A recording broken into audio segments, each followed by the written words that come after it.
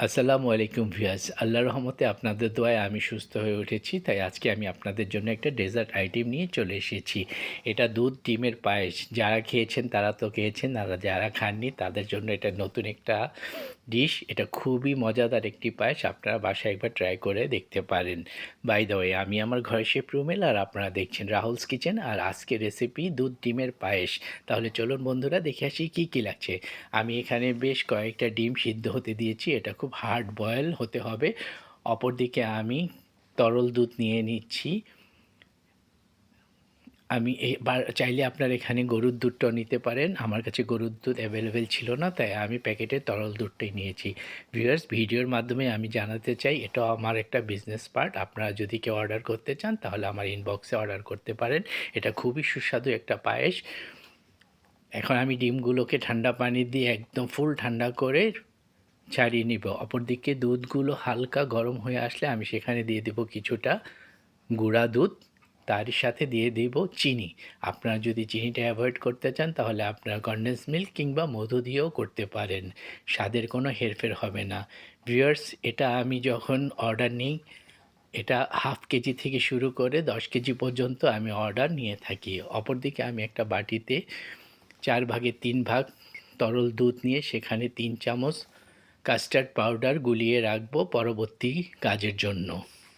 Viewers, আপনারা কে কোথা থেকে রেসিপিটি দেখছেন আমাকে অবশ্যই জানাবেন। রেসিপিটি ভালো লাগলে একটা লাইক, শেয়ার, কমেন্ট করে দেবেন। এখন আমি ডিমগুলোকে কুসুম আর সাদা অংশগুলো আলাদা করে নেব। আমি একটা বাটিতে সাদা অংশটা নিয়ে নিচ্ছি, আর একটা বাটিতে কুসুমগুলো আলাদা করে নিচ্ছি। এখন ডিমের অংশগুলো আমি একটা ম্যাশার দিয়ে ম্যাশ করে নেব। এটা আলু ভর্তার মতো একদম ভর্তা করা যাবে না, একটু দানাদার রাখতে হবে, যেমনটা ভিডিওতে আপনারা দেখছেন। অপরদিকে আমি একটা গ্রেটার দিয়ে কুসুমগুলো গ্রেট করে নিব। সেম একই, এটাকে আলু ভর্তার মতো একদম মিক্স করা যাবে না, একটু দানাদার রাখতে হবে যেমনটি দেখছেন ভিডিওতে। বাস, এদিকে আমার দুধটা যখন ঘন হয়ে আসবে তখন আমি ডিমের সাদা অংশগুলো দিয়ে হালকাভাবে নেড়ে চেড়ে নিব।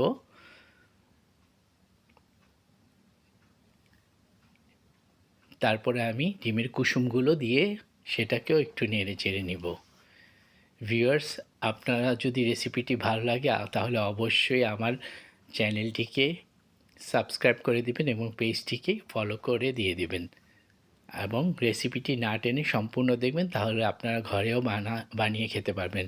অপরদিকে আমি একটা ফ্রাই প্যানে 4 টেবিল চামচ ঘি দিয়ে এখানে আমি কয়েক রকমের বাদাম আমি এখানে নিয়েছি। কাজু বাদাম এবং আমাদের দেশি যে চীনা বাদাম, সেই বাদাম। চাইলে আপনারা আরও অন্য বাদামও অ্যাড করতে পারেন। এবং নিয়েছি কিছুটা কিশমিশ।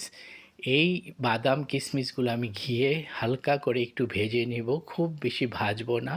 একটু হালকা বাদামি কালার হয়ে আসলেই আমি সেটাকে বাগার দিয়ে একদম সেই পায়েসের মধ্যে দিয়ে দেবো। পায়েসের মধ্যে দিয়ে একটু নাড়াচাড়া করব।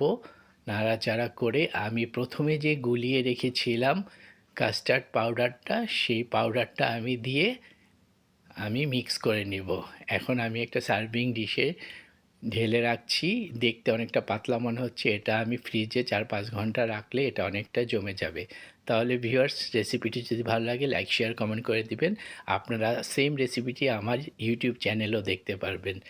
আপনাদের সহযোগিতা আমাকে অনেক দূর এগিয়ে নিয়ে যাচ্ছে। আপনারা আমার জন্য দোয়া করেছেন, এই জন্য অনেক ধন্যবাদ। রেসিপিটি ফুল দেখার জন্য ধন্যবাদ। আজকের মতো বিদায়। আল্লাহ হাফিজ।